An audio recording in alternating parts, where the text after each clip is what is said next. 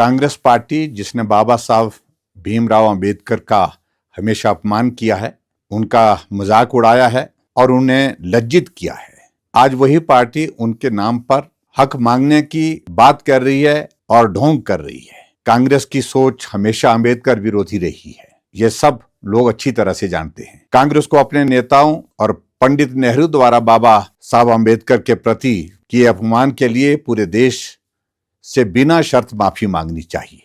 Congress party के एक महामंत्री जो राहुल गांधी के बहुत करीबी हैं, संसद परिषद में हुई धक्का मुक्की के बाद राहुल गांधी पर केस होने पर कहते हैं कि यह गर्व की बात है और ये उनका बाबा साहब की विरासत के लिए लड़ाई है। कांग्रेस पार्टी का झूठ का पुलिंदा बहुत अजीबोगरीब है। एक तरफ राहुल गांधी ने धक्का मुक्की की, सांसदों को गिरा दिया, सांसदों को चोट आई, उन्हें अस्पताल में भर्ती करवाना पड़ा, राहुल गांधी पर केस हुआ, जबकि उनके नेता इसे गर्व की बात कहते हैं। ये बहुत आश्चर्य की बात है।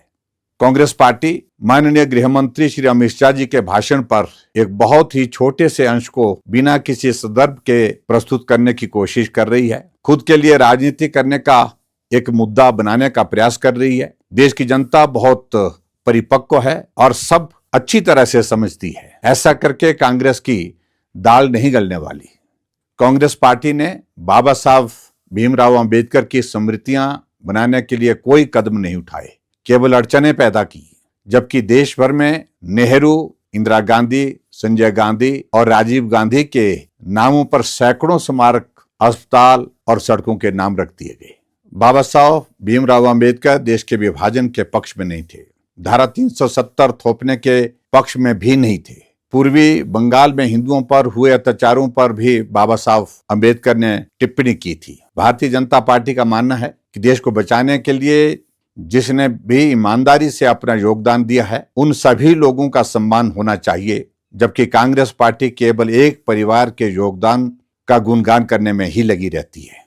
भारतीय जनता पार्टी अपने दूर विरोधियों का भी सम्मान करती है, क्योंकि उन लोगों ने अपने तरीकों से देश को बनाने का प्रयास किया है, लेकिन कांग्रेस के लिए बस एक परिवार ही सब कुछ है।